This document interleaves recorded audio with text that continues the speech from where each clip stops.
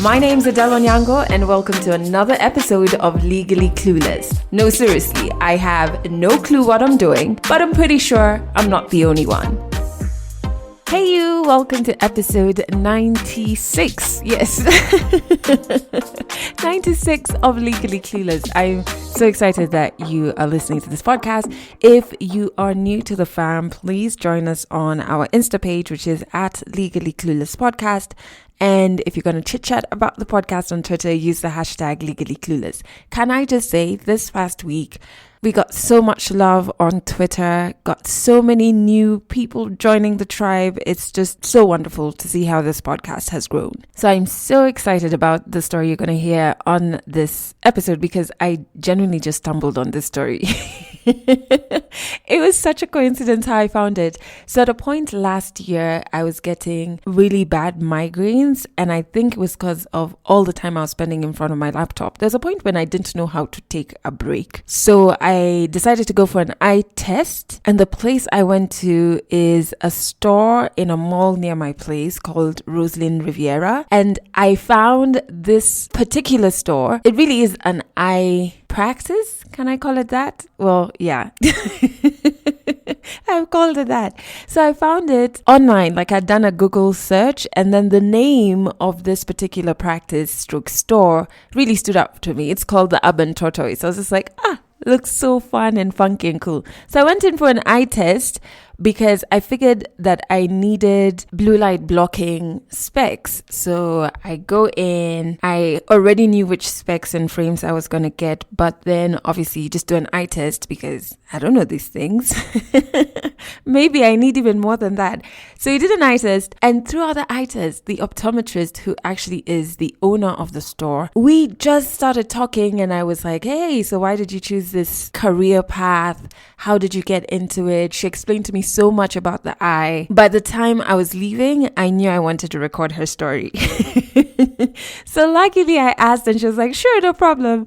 So I think a week later, I went back and we just recorded it in the store. So not only do I love the story because I genuinely just stumbled on it, but it's such an inspiring and insightful story. Listen to this. And there weren't a lot of Muslims as well. So I actually had questions like, oh, why do you wear your headscarf? I started experiencing a lot of racism. Some guy was like, go back to your, and like swearing, a lot of swearing. Go back to where you came from. Like, you don't belong here. What are you doing here? But it was a risk, a huge risk. I mean, you signed a lease and all your savings is gone. In terms of starting a business, first of all, you need to register a business. When we did the brick wall, the first guy who did it crooked. When my contraction started, I was like, oh, if I'm going to go into labor, I need to have paid all my suppliers. So I was definitely getting contractions, but instead of them getting stronger and closer together, they were slowing down. Basically, from what I was told, she came out blue in color. Pediatrician was there, and he took her and he started pumping her. And like, they're so tiny. I was trying to come to terms with, I've just done up a whole nursery in my house and I've bought everything. And there's a chance that I might not go home with this baby. So that's Arfa. She is the founder of the Urban Tortoise. Her story is coming on later in this episode. Other than that, I've had a very good week. I think I'm in one of those spaces where I'm at such peace. I don't know how I reached here. I wish I knew, but I'm at such peace. I'm at such, I don't know, like there's a calmness inside me that either it's been a long time since I felt it, such that I've even forgotten that this feeling actually exists and you can have it, or I've just never had it before. So I'm very thankful. A friend of mine sent me a New Year wishes and we were just talking and she's like, how are you doing? I was just like, oh my God, I'm at such peace. I know that life isn't a straight line and there will be dips, and I'm at peace with that as well. It's so strange, but I'm very thankful for whatever this energy is. And if I find the source, I will bottle it up and share it with you. So I'm also excited because this week on Tuesday, I'm going for my solo writing retreat. Let me tell you. So getting back to writing, maybe that's why I'm feeling like this. But anyway, let me finish my thought. Getting back to writing poetry, it feels so good. I get such a high while writing the poem. And then when I finish the poem, it's such a high. I can't It's funny because poetry is all about words, but I can't put this feeling into words. So getting back to writing has been fantastic. And this week I finished a piece that's part of a project that's seeing various women sharing their stories through different art forms. I can't wait for it to come out because when it does, I'm pretty sure it's going to be pretty powerful. But the piece that I wrote instantly has become one of my favorites. So I'm going on my writing retreat because I want to do a lot more with my poetry going forward. And I just need to disappear for like 3-4 days, do a lot of writing. There's a particular project that I want to do. So I just want to obsess over it for 3 to 4 days and then come back and keep flowing the side. But I'm going to try and make these solo retreats a thing I do maybe every 3 to 4 months. I had a conversation with another friend and she was saying before she got married and got kids, that's something she used to do every January. Just disappear. I think was like a week and a half. Disappear, do things that bring her joy, reconnect with herself, figure out what she wants to do for the year, and then come back. So if by March, April, you do not hear me talking about a retreat, please remind me because sometimes I commit to doing something and then I talk myself out of it. I don't know. It's a strange thing that I do. So please just shoot a comment and be like, hey, sis. It's March. Where are you going this time? But I'm super excited about it because the cabin that I'm going to is not so far that I need somebody to drive me, so I'm going to drive myself, but also there's like a river near it. And I really hope that it looks exactly like the pictures on Airbnb. I read all the reviews. There were like 70 something reviews. They were all really good. But you'll remember my situation in Ghana, and if you haven't, I think it's episode 25. Well, it's around the 20s where I went to Ghana for a conference. It was a Facebook conference and they put us up in Kempinski and I extended my stay. So after the conference, I think I was staying maybe 2 more days. And I was just like, I don't have Kempinski money. Let me look for a place on booking.com. So the app I used then was booking.com. It was one of the top 3 places that popped up was this little hotel. And the pictures showed that it had an appreciation for like African history, especially in the arts. So there were like pictures on the walls of various West African musicians. It just looked like a place that I would belong. When I arrived at that place, first, those pictures on booking.com were just false. It looked nothing. It looked nothing like the place. And the guy who had taken me was the Kempinski driver. He even told me, "Madam, I'm not leaving you here." Turns out I did have Kempinski money because we went back. And I just like checked back into Kempinski. I was just like, because you want to be out and about exploring, knowing that your place is safe. And then because I needed a place then and there, I didn't have the time to like go onto Airbnb and do all of these things. I mean, I think I could have, but at that point, I just didn't want to get scammed again. I was scared. So I was like, let me just go back to what I know. So I hope this cabin I'm going to, I hope it looks exactly like the pictures, yo. Because if it doesn't, this solo trip thing will come to a complete halt. I will not be doing it. So another thing that I wanted to share with you is something I stumbled on. Stumbling on a lot of things, Adele. Something I stumbled on this week. So I read a lot of articles that can help you connect with yourself better, either on you're just chasing self-awareness level or mental health check-ins, especially after the year that we've had. It's good to kind of like just make sure you're okay fully inside and out. And I came across 2 things that I wanted to share because I just thought that were so interesting. One, I'm trying to actually do, which is dedicate a specific time for myself and like in the day, using this specific time for self-reflection. And it could either be you're just kind of meditating over something or over nothing, or you're listening to your favorite songs, or it's a time in the day where you do something that brings you joy. I'm using it for journaling, and journaling skewed towards self-reflection. So just getting my thoughts out there, not anything about work, because I realized I was using this downtime, like when I'm meant to be resting, I was using it to be thinking about work. Now I'm trying to be more intentional about, okay, work time is over.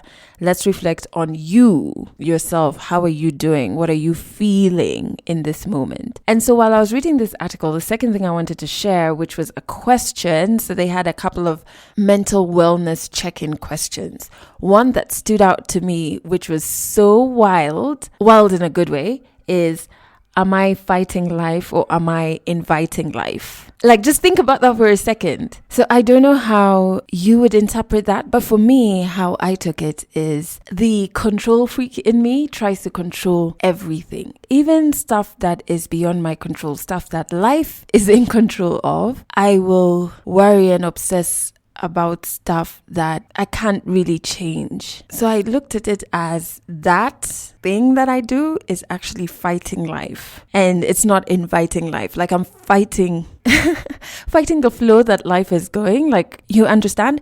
And it's a losing battle because that's something that is beyond my power, right? So when I came across that question, I was like, what? I have to share it with you. I was like, I just found it so profound. Another thing that I'm loving is the song of the week. I really love Jamila Woods. I really do. I think I have like a soft spot for her because I read that she started off as a poet. So any musician who starts off as a poet, to me, I'm just like, yes. Instant love and appreciation. But her music is so beautiful and so real. This particular song I was listening to sometime this past week when I was doing a night shift. So it was like 2 a.m. when I'd finished. Actually, it was like 2:45 a.m. when I'd finished my work. So as I was putting away like my microphone and stuff like that, I was playing this particular song, thinking that, see, I'm playing music, putting away my stuff to go to bed. And I listened to this song. Instantly, I had to sit down and start writing because it inspired me so much. The name of the song is Giovanni, and it's by Jamila Woods. Oh my God, please listen to it. I feel like it's like an ode to Black women. In fact, so I'll put a link to the video in the description of the episode. The video is like an extended version because it has various women talking about just how kick-ass they are. It's so awesome. So it's about 8 minutes long, the video version. Please listen to it. It's so beautiful. Anyway, let's jump into 100 African stories. Super excited about this one. As I told you earlier in the episode, stumbled on the story, but she takes us through figuring out what career path to pursue, setting up her own business, dealing with racism, her relationship with failure and with success, and even opening up about a really stressful and complicated first-time childbirth. 100 African stories on Legally Clueless. Stories from Africa. So my name is Arifa Fazal. I have lived my whole life in Nairobi. I was actually born in Canada, but that's basically because my parents were working there at the time. Both my parents are also from Mombasa. I've lived my whole life in Nairobi. I went to school here. I went to St. Austin's, and then I went to Nairobi Academy. And then it was basically time for university, so I needed to figure out what I wanted to do. I really had no idea what I wanted to do. So I was kind of trying to figure out what I'm good at, and I really loved art, and I really loved physics and mathematics to some degree. So I thought of being an architect, and that really excited me. But when it was kind of time to apply, all the universities were asking for art portfolios, and I liked art, but I didn't really have an art portfolio, so I kind of had to just let go of that. And then I thought of law. I was like, ooh, it sounds interesting, money, So I actually did an internship at one of the law firms over here, and it was the most boring experience ever. Literally, I had to highlight all documents to make them updated to the next year, and I was like, no, this cannot be my job. So I quickly decided against that, and then I was basically trying to think of something that's pretty hands-on, but it's still a bit sciencey because I did like the sciences.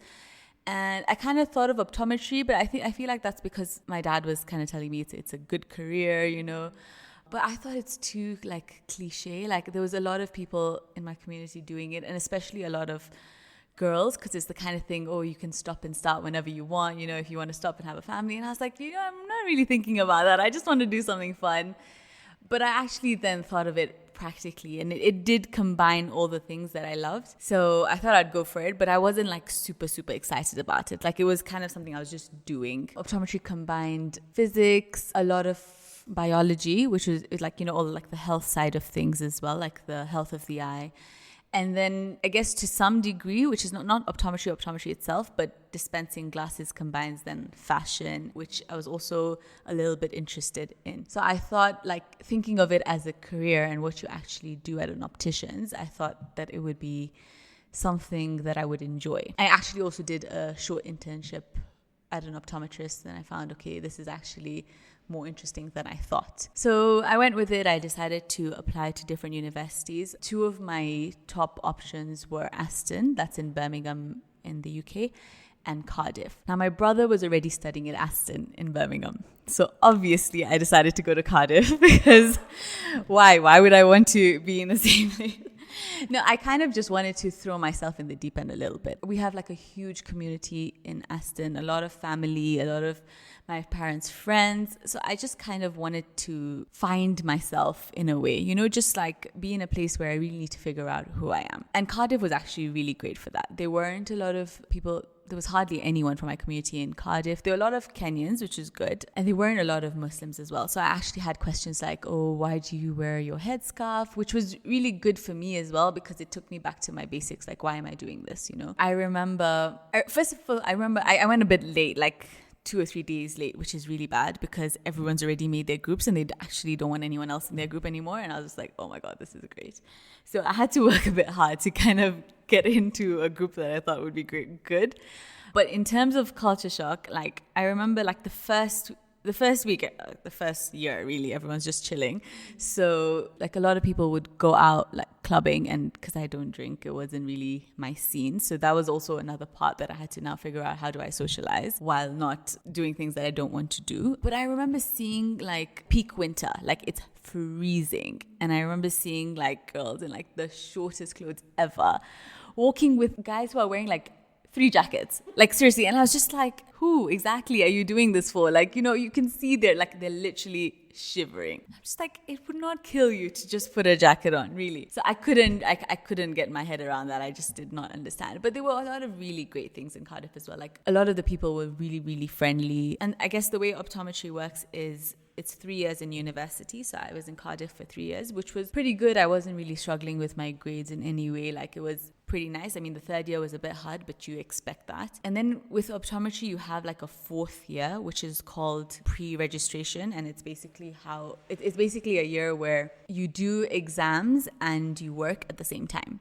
So you're based in a practice, and it's not really easy to get a practice of your choice. Like I would have probably decided to go anywhere in Cardiff would have been fine, anywhere in Birmingham, anywhere in London, because I had a lot of family and friends. But when you're an international student, you don't get priority. So they kind of give you all these random options of these small towns all across the UK, and you just have to pick one of them. So I decided, okay, instead of picking like a random town that's really like dull, I decided to pick one that's right by the sea, it was beautiful. It was in Devon. It was a little town called Torquay, it was really, really nice. Like I loved it. Like the place itself was like gorgeous. I basically had to, after I was done with my 3rd year in Cardiff, moved to Torquay and got a flat for myself. And, you know, I tried to be as close to the practice as possible, because then it would just be a few minutes in the morning to get to work. And overall, it was a learning experience for sure, because now to kind of put things in perspective, I was 5 or 6 hours away from anyone I knew. So I was like pretty much, I could say, all alone, like except for the people I was working with who I knew, who didn't really know me before that. So I was pretty far from everyone, which I was kind of okay with. But then slowly I started experiencing a lot of racism, not like loads of occasions, but when they would happen, they would really affect me, because first I would tell myself, nah, like, no, why would they be racist? Like, they're not being racist for sure. And then it was like, I mean, the things they would say, you'd be like, okay, fine, definitely they're being racist now. In Kenya, Thankfully, I haven't ever really experienced racism because I'm a Muslim or I'm wearing a scarf. You know, that's something I've just never felt here. And maybe because like there's quite a few Muslims here, so people understand just because you're wearing a scarf doesn't mean you're a terrorist, or, you know, just those kind of things. Whereas the place I was in the UK at that time, in Turkey, there weren't any Muslims really. Like I was probably the only one. So they were just probably like really shocked. They probably thought of me as the people they see on the news, or you know what I mean. So I was just trying to take it the best way possible. But because I was all alone, it was kind of hard. I just had to develop some thick skin and just move on.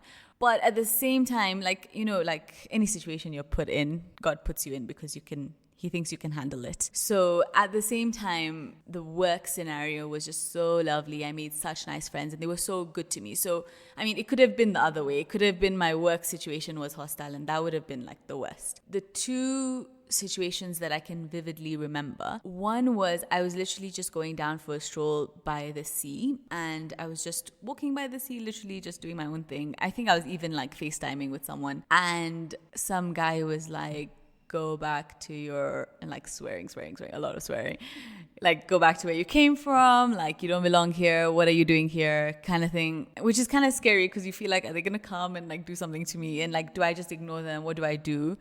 So it was kind of like, because that was my first time, and I literally only been in Turkey for like a day or two when that happened. So I was just like, oh my God, is this going to be my whole experience here? So I literally just shortened my walk and went back home and like tried to digest what had just happened. In the workplace, I remember a few, maybe 2 or 3 times where someone just doesn't want to see you because you're the optometrist and you're wearing a headscarf. So they're just like, really, is there no one else who can see me? Like, does she have to see me? And then at that time, my supervisor, he was like the nicest person ever. He was like this Irish guy who was just, I swear I don't know what I would have done without him. He was so nice. Like, he could tell if I came into work and I wasn't feeling my best, like he would have like such a lovely chat with me. So like I said, there's always people to balance out, you know. So he would be like, no, she's fully qualified, and I mean, you have to see her. And by the end of the eye test, they would be like the loveliest people because they've actually had a chance to, they've had a chance to like speak to you. So in a way, I started taking it as an opportunity to allow people to see you can think something in your head because of what you've been exposed to. Like, you might not be the nicest to someone just because of how they look to you, but I was taking it as an opportunity to change that, you know, to change that opinion that all people who wear a headscarf or all Muslim people are bad people. I wanted to change that view. So I think slowly it went from being hurt to now this is an opportunity to just, you know, educate people. This 1 year that I was in Turkey was working from 9 a.m. to 6:30 p.m. and then studying in the evenings because I had assessments the whole year round and then like a final exam. So there's, I think, 3 main assessments, and there's a supervisor who comes to your practice and assesses you. So I was doing pretty well in the early on assessments, and then as the workload got more and, you know, you just get a bit more lonely and a bit more like tired of being so far away from everyone, you know, I was just not in the best place. So I ended up just failing one of my assessments that was gonna get me to the final assessment then. So it was a huge assessment for me, and I needed to do well. Like, I put so much pressure on myself. I think I started preparing for it like way in advance because I wanted to make sure that I was gonna ace this thing. But because optometry is like both practical and theory. The theory I was kind of okay, but I made like a tiny error on the practical. Like, you have like a patient in front of you and you have to kind of perform something, and I missed out one thing and I failed because of that, and I was devastated because before that, you know, being in high school and university, I hadn't really experienced failing at something. Like, maybe there was times I didn't do that great, but never actual, you know, you've actually failed. So I ended up getting the news that I'd failed on my birthday, which was like, oh my God, seriously, like, why? Because I'm one of those people, like, I love to celebrate my birthday and I want everybody to make a big deal, and, you know, and I actually received like really nice presents from my then fiance, and I was just like really excited, and then I got the news that I'd failed. So just kind of like, oh. But I think after that, what I struggled with was telling myself that just because I failed assessment did not make me a failure. That was a huge learning point for me, because before that I didn't actually have to deal with failure in the sense of grades. So I found that really helped me become like who I am today, because when things don't go completely right, you can kind of separate the act from yourself. You can just be like, that was just something that went wrong. It's not like I'm completely wrong. So if you fail the assessment, then you need to redo it. And redoing it meant staying in Turkey longer. And I basically just wanted to, I loved the place. It was really pretty and stuff. But at some point, you just need your support system to be closer, and you just miss family. And as winter comes, you just want sunshine. So I just wanted to get out. And I was actually planning my wedding at that time. It was so it was all on a timeline. So, and when those timelines don't work, you just freak out, because I'm supposed to pass, and I'm supposed to do the next thing, and I'm supposed to get out of here, and I'm supposed to go home and get married. That was the plan. So failing that one assessment made like a chain kind of get prolonged, which made it such a the biggest deal in my head at that time, But all these things, they really, really do happen for a reason, because when I look back, that 1 year made me grow more than I've ever grown in a year. What actually ended up happening is, because my timelines were getting affected so much, I decided that I'm not going to be... I had one more assessment, and then the final assessment to qualify completely. So I was basically halfway. And because timelines had moved so much, and I was just dying to go home and dying to start preparing for the wedding, which now already had a date and the invites had gone out and all of that, I decided, instead of forcing things to happen, I'm gonna go have a word with the director of the store and see if I can figure out a way to put it on hold, which I had to come to terms with, because in my mind, I'm doing all these assessments, I'm passing, I'm gonna celebrate being a fully qualified optometrist, then I'm gonna go home, and then I'm gonna get married. So my honeymoon is gonna be great because I don't have anything to think about. But that's not how it worked out. Sometimes our plans, of course, they don't work out.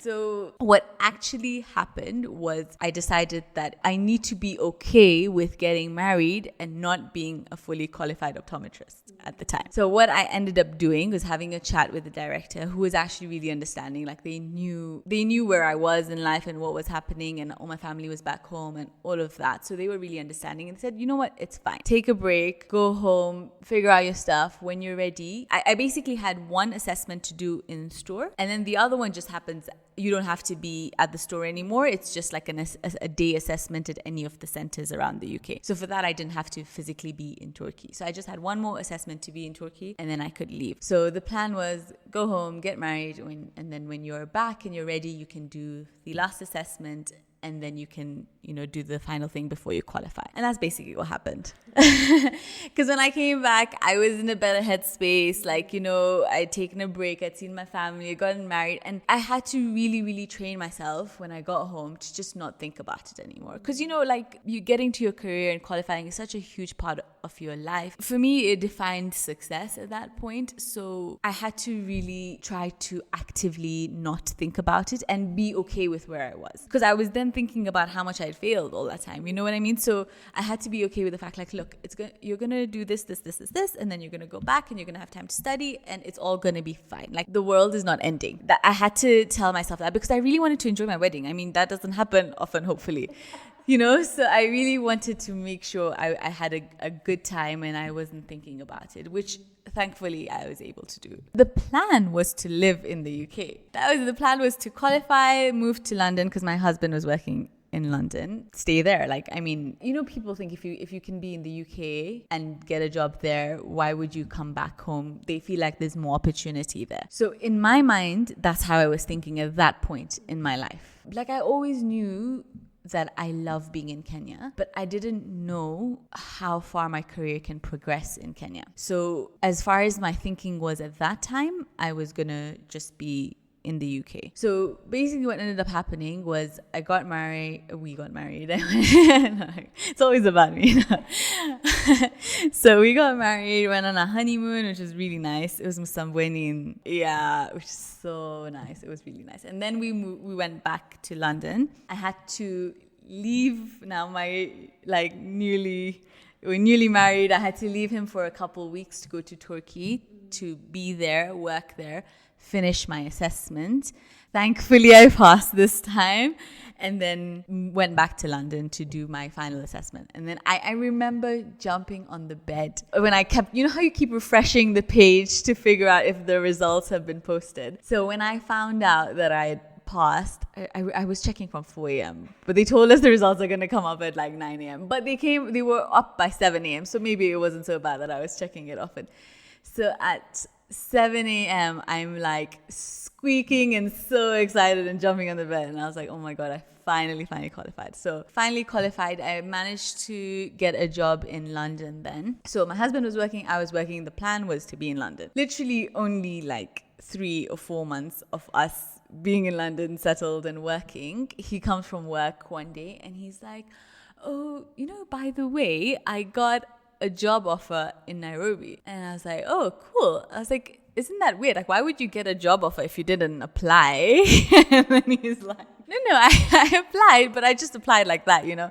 So for me, I didn't really know how to take that. And he was like, oh, so that means, what, are we moving? What's happening? I mean, he didn't know either. It was just like a random, like he just decided to apply and see what would happen. So we ended up making this whole like whiteboard pros and cons list of, you know, moving back home. I mean, our parents are home, you know, our siblings are still all in the UK. So we're just trying to like balance. And really, I think the reason we decided to eventually like to move back at that point was because we just saw the opportunity. I mean, the sunshine is like, for me, that was the reason, really. I was just like, I cannot live being cold half the year. The main thing was, you know, just being able to go out there and look for opportunities. We wanted to be the kind of people who are creating our own life the way we want it to be. You know, the way things happen, just usually you find employment, you stay in employment, and okay, you're making a good salary, and it's just normal stuff. Like you're just doing the same thing, and eventually you're not doing anything that you're super passionate about. So we really wanted to go out there and create meaningful experiences for ourselves. So that was one of the factors where even when I thought of the life in the UK, I just didn't see that happening for me. Like me being able to have a practice now in Nairobi would have never happened if we had stayed in the UK. There's just too many barriers. Then when we decided now we're moving back, we were in between. I mean, I didn't have a job set up in Nairobi, but he did. And we had like 3 or 4 months in between, like not having a job. So we decided, okay, let's go traveling. So we decided to go to this village in Mexico. It was so beautiful, but where I ended up doing an eye camp, which was so amazing, because some of the people I saw there in the eye camp had never had their eyes checked at all. And basically, I don't know if you know this, but anyone after the age of 45, even if they've never worn glasses, will start to need reading glasses. That's just the way our eyes are. We start to require magnification for close-up things.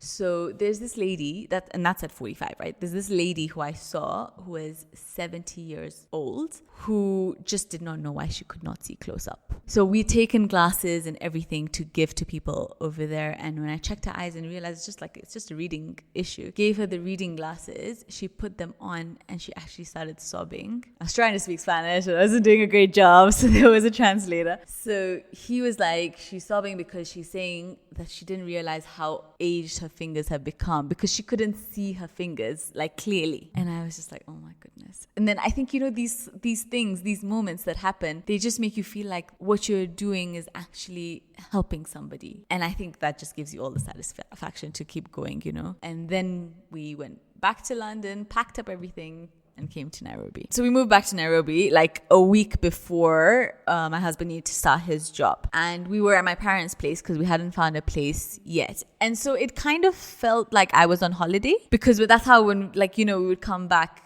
to Kenya, we'd be at home, you know, breakfast in the garden, chilling, the sun is shining. This is the life. Like, why were we even in the UK to start with, you know? Really, I think I enjoyed myself like it was a holiday for like 2 weeks. Then after 2 weeks, I was like, okay, what am I doing with my life? So I was like, oh, this is long term now, you know, I'm here. What am I doing? Like, so I was looking for opportunities, and it just slowly, eventually, I think it took me like a whole month and a half to find a job. I ended up finding a job as an optometrist, and I started working for someone. I found I actually really enjoyed helping people pick eyewear, because you get to know a bit more about them. Like, you're not just going to pick anything. You're going to figure out what their personality is like, what their style is like. So you're able to build better connections. I was really enjoying my experience working in Nairobi. After maybe, I'll say, about 9 months, almost a year, I was still enjoying the whole day to day, but there were so many things I wanted to do better. And there were so many things I thought I could add value to in terms of, making the whole experience like more fun, more engaging. There's just in terms of like marketing, there was so many ideas I had. And being in the UK, there's so many boutique opticians, like really, really nice eyewear stores that are just done so artistically, and you walk in and you feel like such a nice vibe. And you know those normal opticians, how they have those stands of glasses and then they have a key at the bottom, as if to say anyone who's going to walk in is going to like want to steal everything. And first of all, they look so bad. Like, they look horrible. They make even beautiful eyewear just look so ugly. So there were all these ideas that were creeping in, and I didn't really know if I actually wanted to have, like, is that what I wanted? Did I want to have my own practice? But I think as I thought about it more and more, the ideas were so different from the normal kind of setup that I just started getting more interested. So then it was like I was looking for a space for a really long time, because it's hard to find a space that you know will work completely in terms of how it looks, but also will there be footfall here, things like that. So I was looking for quite some time. I was actually getting so desperate. I was like, I'm just gonna build a random shop on a random road and I'm just gonna open it. Like, at some point I wanted it so badly. Like, I remember going to work and all I was thinking about is, maybe try this location, like always looking at to let spaces online, and I'd actually become obsessed. But that's when you want to do something, right? Eventually found Roslyn Riviera, and I came to have a look at it, and although I knew it probably isn't gonna get like filled up, I was now looking at it from a personal thing. I was like, I think I can make this work. But it was a risk, a huge risk. I mean, you signed a lease and, like all your savings is gone. And it was definitely very scary, but very exciting as well. And I think I'm very fortunate to have that support system that tells me, you can do it, like go for it. In terms of starting a business, there's so much like documentation that you need to have. Like, first of all, you need to register a business, then you need to get various certificates depending on profession and the services that you're offering. So I mean, there's a lot of people in Kenya who can be very helpful at that. Like, someone always has a guy who can do stuff. So I was mainly, for the most part of it, enjoying it. Stressful, but enjoying it. Like doing the fit out, for example, of the shop. Like, I wanted to have a brick wall, like a white brick wall. And my dad does like construction and stuff, and he was like, just there's those wallpapers that look like brick. I'm like, oh my god, do not go there. That is not gonna happen. So we were clashing on those. So he was trying to help me with the fit out, to like do things here and there so that the cost would come down. And I mean, he was really proud of me for getting a shop and all of that. But he wanted to do like a false ceiling with like pretty, the Mardadi stuff. And I'm like, oh my God, we're really not aligning on how this place is gonna look, huh? But at some point he was just like, look, whatever you want to do, I'll try and make it work. So when he saw like the finished ceiling, he's like, I don't think this is finished. And I was like, no, it's an industrial look. And he's like, okay. like, so all these things, which was really like, it was also nice for our relationship to be doing things together as well. Like, so I was saying, when we did the brick wall, the first guy who did it crooked, like completely crooked. The whole thing was crooked. Like, it was not straight in any way or shape or form. And it just, so he had to like break the whole thing down and do it again, and like even like the sunglass box, for example, I'd seen it on like Pinterest and stuff like that, and I really wanted to do it, but I had to sit with a guy and figure out, like, I mean, he's not made a sunglass box before. How do you do it? So there was all these things. And then one of the other things he did was, so the test room has to be a certain measurement. That's how when someone reads the letters, you can get the correct prescription. So that was super important. So I was very specific. It has to be this measurement. Do not mess it up. And then on a Sunday, I decided with my husband, let's just go and see how the fit out's going. Let's have a look. So they basically divided the back of the shop to be half like a really tiny storage kitchen space, and then the other 3/4 of it to be the test room. Now, the way they had built the wall, they had built it on the extra side on the test room, so that made the measurement shorter. So I'm measuring, I'm like, oh my God, this is not right. So they had to then take down that wall again, and like already she's taken out the whole brick wall thing. I had to take that down to make sure it's a proper measurement. So yeah, these things happen. And at that time, you feel like you're going to pull your hair out and like freak out. But then when you look back, it's a funny story. The optical shop is called the Urban Tortoise, right? When I wanted to open a store, I think I wanted to call it Urban Eyewear. And at that time, my husband was on a project in Rwanda. So I was sending him like all the ideas. And for Urban Eyewear, he responded saying, oh my God, I've never heard anything so boring. And I was just like, okay, then come up with something, like as in that's great feedback. But what do you think it should be called? And I was also at the same time picking out eyewear for the shop. And at that time, I was picking out a lot of, in the eyewear industry, what we call tortoise shell. So it's, those brown specks with black mixed together, and you can have lighter shades and darker shades. So I was loving that. So I was picking a lot of that. And then I was like, ooh, tortoise. So then we thought the Urban Tortoise. And it kind of started coming together because urban, we thought of, the city and, that sort of like rush. And the tortoise was... It was really going with what we wanted for the shop. We wanted it to be a space where people can just slow down and take their time to pick eyewear. Because one thing that I knew I didn't want the customer to feel rushed in any way. Because I've worn glasses my whole life, and it takes forever for me to find a pair of glasses that can work with the scarf. There's just so many factors, right? So I'm so specific about picking a pair of glasses. I understand how people feel about it. Like, it's on your face all the time, especially if you really need prescription. You're going to be wearing them all the time. You can't afford to change them so often, maybe every year. So you want something that's going to work. So it's not as easy as just picking groceries, right? You need to take your time. You need to feel confident about it. You need to feel like there's value in what you're picking. It's suiting you, all of that. So we really wanted people to feel comfortable coming with their friends, coming with their family, and picking glasses. That's why we have like the bar stools, just to give that, it gives you that impression that you are happy, like be here, be comfortable, like relax, that sort of thing. So with the Urban Tortoise, what we really wanted to bring together was high quality eye care. So we do everything with all the machinery we have to make sure that your eyes are healthy, you're seeing well, and have like a really nice hand curated collection where you're not trying to sieve through ugly stuff to find a nice pair of glasses, as in literally everything in the shop I've picked myself. So just trying to make sure that what you are going through, you're loving all of them, and you have to pick what's best. That's kind of what we wanted to do. With time, I figured out, my passion is not doing the eye test or picking out the glasses. Of course, those do bring me joy, but it's those connections that I get to build with people. Because when they come into the shop, how when you had your eye test, we chatted for like 10 minutes before even we did anything. And those are the things that just make me so happy. Imagine a job where you just get to chat to people. That's your job. That's great.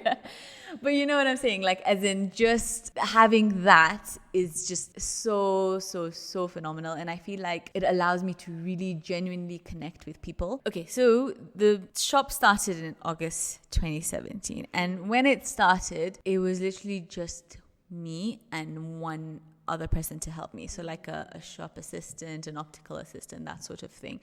And I was the one testing all the time. Because I wanted to give it the best shot, we were open 7 days a week, 10 a.m. to 7 p.m., So it was intense. It was full-time work. And I worked like that with no day off for a couple months, 2 or 3 months, until I started feeling really burnt out, obviously. And I didn't even know I was feeling burnt out. I was like, everything's fine. Everyone would be like my friends and my family and my husband would be like, you really need to take a day off. And I would be like, nah, I'm good. Really, I'm good. You guys don't get it. I'm good. And then I started feeling really ill. I would have headaches all the time. I actually vividly remember at the shop having to steam and stuff like that, just not feeling well. And I'm like, oh, oh, I might not feel well. Like, you're like the most, like, to everyone else in my family and my friends, they're like, that's the most, we know the answer. We've been telling you this for like 2 or 3 months, but you just do not want to listen to us. So then I started still having the shop open all the time, but decided Mondays was a day where there'll be no optician. So there'll be no testing happening on Mondays. Because at that point, I definitely could not afford another optician. Like, it's pricey and it was just not making sense. So I decided, okay, Monday is going to be the day because people are more likely to come in on a Sunday. It's easier to, not have eye tests on a Monday. So that's what the plan was for a while. Actually worked. Like, I mean, I was the only optician for a really long time. And then maybe a year and a half in, me and my husband started thinking, okay, maybe it's now time. Like, I got engaged to him when I was 20 and I'm 28 now. So it's been a while. The thing was like, so yeah, it was, well, I mean, it was one of, those people who ask you those questions all the time, but we were just putting them off for the longest time. And I knew if I didn't start the urban, like if I had a child before I started the urban tortoise, it would have never happened. So I really wanted to look after what I wanted as a passion before I start, doing things where I don't have time for myself. So it was very, very planned in that sense. Like I remember my sister was getting married and I was like, I'm not going to look fat in those photos. So I'm not going to be pregnant during, it was very planned, like when we're going to try and have a child. And thankfully everything worked out according to plan. So while I was pregnant, I was looking for like another optician to help me, which worked out. Like one of the people I've known for quite a while didn't have a job at that time, and I quickly approached her because I was like, I need you, like I want you. Like I was so specific. Like even before I started the Urban Tortoise, I approached her to go in as a partnership, but at that time she wasn't in the right place for it. So she came on board, which changed everything for me, because then I went from working all the time to being able to have a couple days off and, working half the time. And I was really able to enjoy the last few months of my pregnancy and then, of course, going into motherhood, which is a whole other thing. So I remember feeling like contractions at home, and it was maybe a day or two before my due date. So I expected it to happen, and I was already feeling a few contractions here and there a couple of days before, but then they started getting a bit more intense, and I was like, ooh, I didn't really know what it's supposed to feel like. I was like, it kind of feels like my period cramps. So I was like, okay, are these contractions? I was asking my husband, and he's like, yeah, because I'm gonna be able to answer that. So we were both a bit like, is this what I'm supposed to be feeling?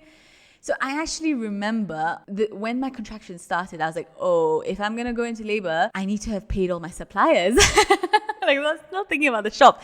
I remember sitting on those, those birthing balls or yoga balls, the stuff they tell you to sit on because it's going to help. So I actually have a photo of sitting on one of those balls with my checkbook, writing out 10 checks for whoever I need to pay, anything that needed to be done for the next month or two, and sending them with a rider to the shop so the suppliers can come and collect their checks and stuff. So the contractions kept coming, and I remember us watching Netflix. We were just chilling in bed that day. We were both on leave from work and just chilling. His mom was around, and my mom had come to see me from her place when I told her that I am feeling like I have a few contractions. So she's like, go to the hospital. I'm like, no. They said they have to be this far apart. I really don't want to go early because it's just going to be boring if I go early. I'd rather go when I'm feeling like I need to. So this was in the morning hours. I started feeling them from 6 a.m. and it went on the whole morning. We were watching stuff and just chilling until 11, 12, and the contractions kept coming. And then we kept telling both our moms, we're going, relax, we're going.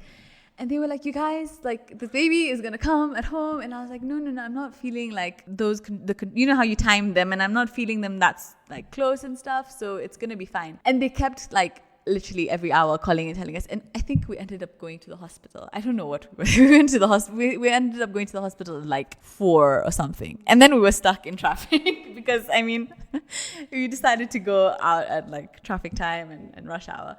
But we got to the hospital, and then as soon as I got to the hospital, I was feeling them more. But you know how you have to go and get your room and then go to accounts before they even take you to a room.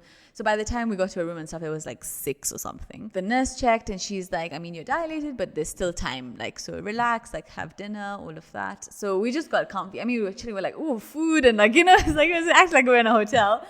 but we weren't. So we we were at Aga Khan and they give you like this menu to pick what you want to eat and stuff. So we're like, oh, this is interesting. I guess that says I'm not a great cook, huh? But yeah, so we were like just, chilling, and I was just sitting on that bouncy ball thing and stuff. The nurse who checked me was really not nice. Like, she was really, really not nice. But then the one who came on, like, I think it's because her shift was ending and she just wanted to go home. But then the one who came after that was really lovely. Like, Martha, she was amazing. Like, I loved her. She was so good. Like, they called the doctor and I was finally fully like the last few, maybe like the last half an hour or hour until I got like fully dilated were actually like pretty painful. Like, you get like this like really strong contraction that's like so painful you can't do anything, and then it's fine for a couple seconds. So you're just like, and then it's fine, like, so it was kind of like that for a bit. And when you go into that contraction, you kind of feel like you're hallucinating a bit, so you can't really remember what happened during the contraction, and then you remember a bit. It's kind of like bitsy.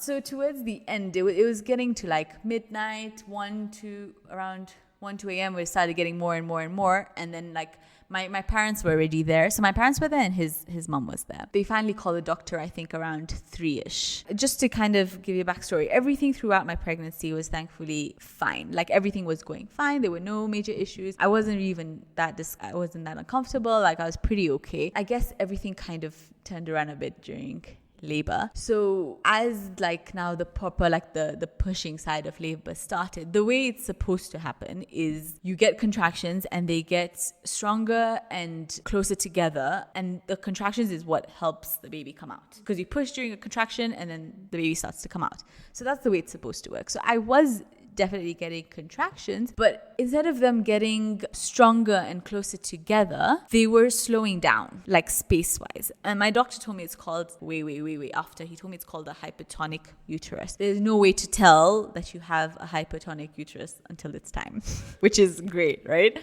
What basically happened is my daughter was ready to, like, there was time for her to come out. She was ready to come out, but because the contractions weren't happening, it was taking way too long. And when now the baby is in the canal, I think their breathing is being compromised. So they tried everything. Like, I remember 2 nurses putting all their weight on my stomach, trying to like push her out. So I was just like, this is ridiculous. And they're telling me to push, and I'm pushing, and I'm just like, I am pushing. Why are you telling me to push? Like, I didn't get it. Like, as in, I am doing what you're telling me to do. Like, am I not doing it right? Like, I don't get it. It was one of those. Finally, they used a little bit of a vacuum and she came out, but I couldn't actually see her coming out because there's so many stuff in between you. But my husband was standing right next to me, and he looked at her, and I just looked at his face, and I knew something wasn't right. So I had obviously never given birth before. It's my first child. I didn't really know, like, is it supposed to take a while for the doctor to tell you everything's okay? Like, how does this work? So I kept asking my husband, I'm like, Riza, is she okay? Is she okay? Like, is she okay? Like, he didn't know either, really. Like, I'm asking him this question. He doesn't really know it. But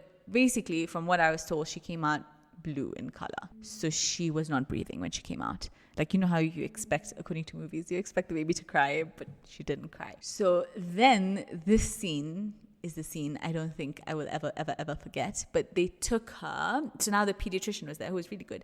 The pediatrician was there, and he took her and he started pumping her. And like, they're so tiny. And he started pumping her so that like oxygen would go through. And it was like right beside me over there. So that scene I will never ever forget. Like, I actually did not feel like it was real life. Like, at that point, I was like, no, I'm going to wake up from this right now. Like, this is not happening. Like, I think sometimes you just get through things because you believe that they're not happening or something. Because I was like, no, this is not happening. Like, that didn't just happen. Like, So obviously, when I saw him pumping her, like, okay, I'm trying to process, something is wrong. Like, she's not okay. And then there's like this cart that they bring, and they put her in and they rushed her to ICU. So now, because I've seen so many things about people's babies going missing and getting lost, I told my husband, I'm fine. Just run after her and don't leave her.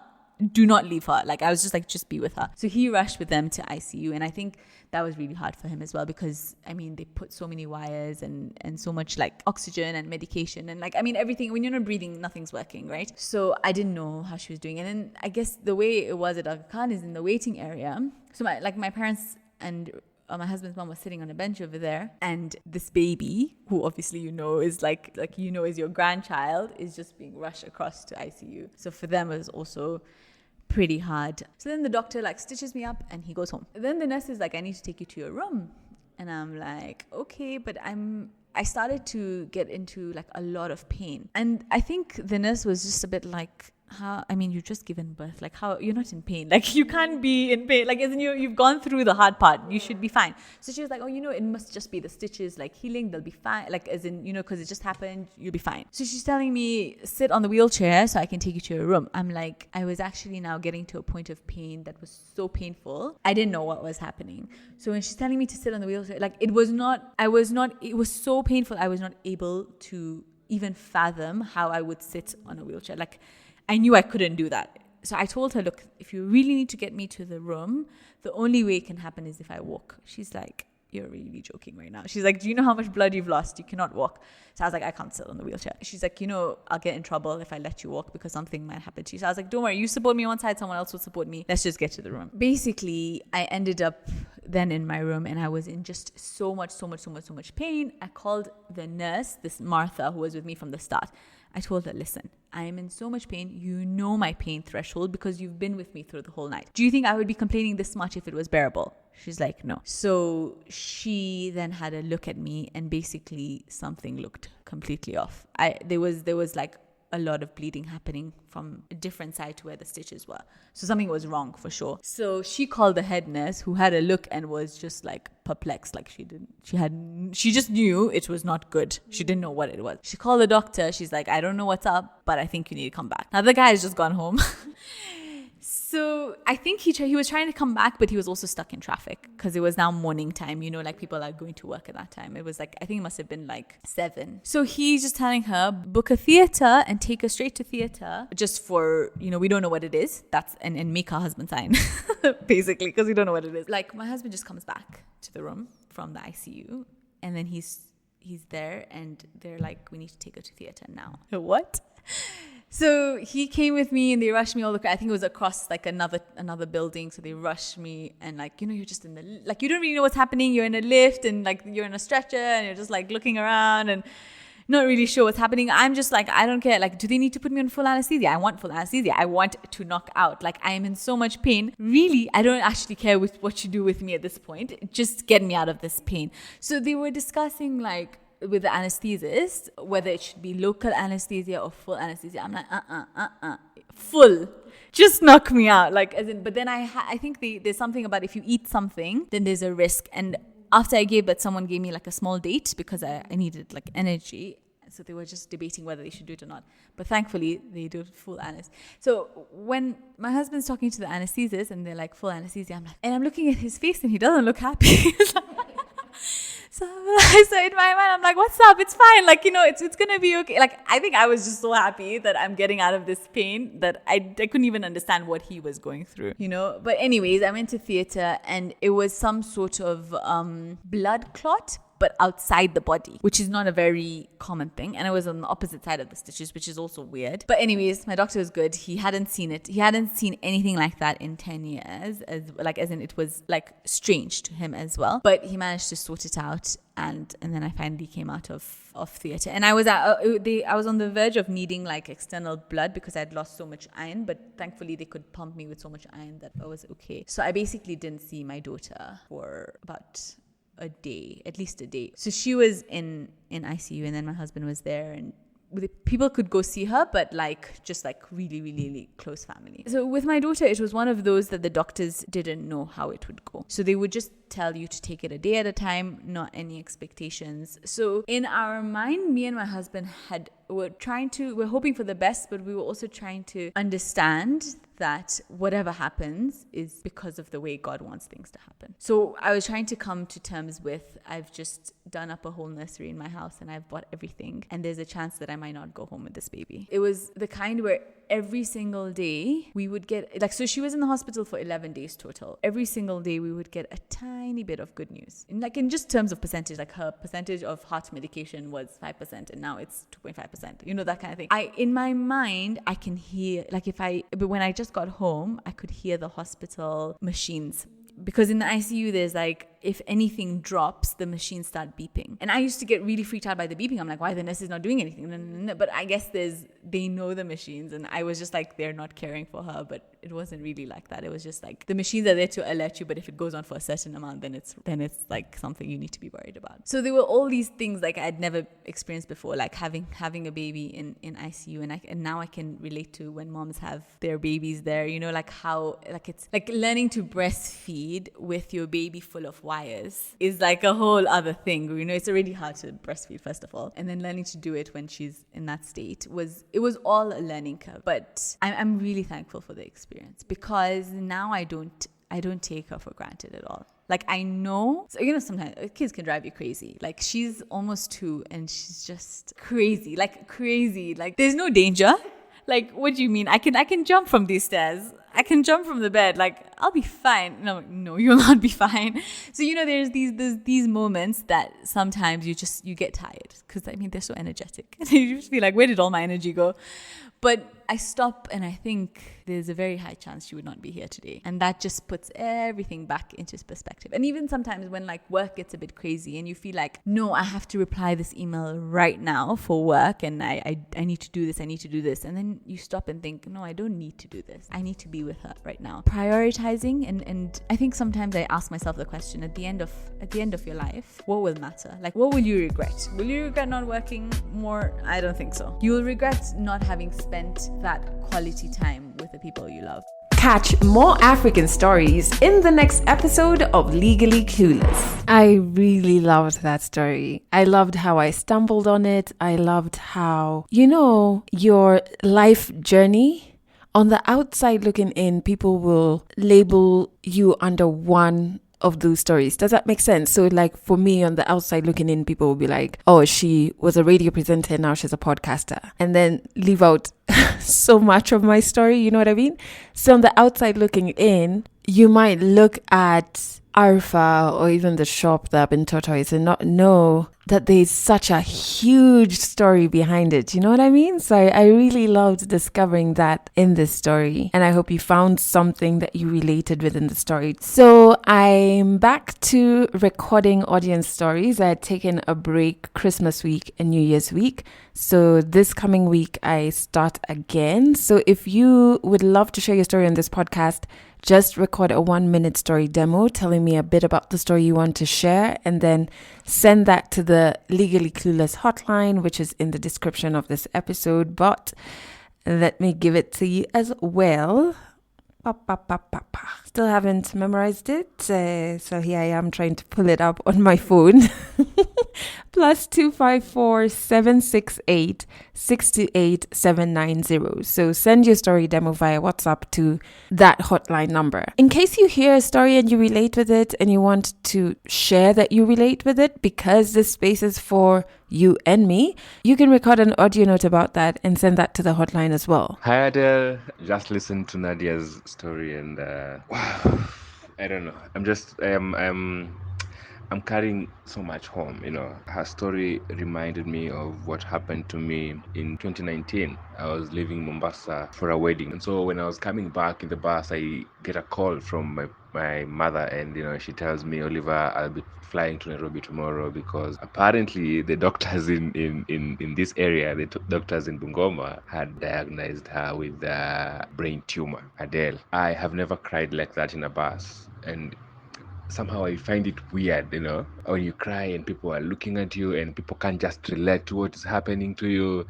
So when I was listening to Nadia, you know, it took me back to that day. And I like it when she finishes and says, you know, we are all human, and it's okay, you know, not to be okay. It's okay to go through pain. It's okay to be depressed. It's just okay, you know. I like it, you know, such a nice way to start my day. Thank you. Oh my word, Oliver, thank you so much for sending that audio note. It's so weird how we really have very similar human journeys, like different but very similar as well. So when you hear the stories on this podcast, even for me, when I hear the stories, I'm just like, oh, I thought I was alone. I thought I was alone battling with this.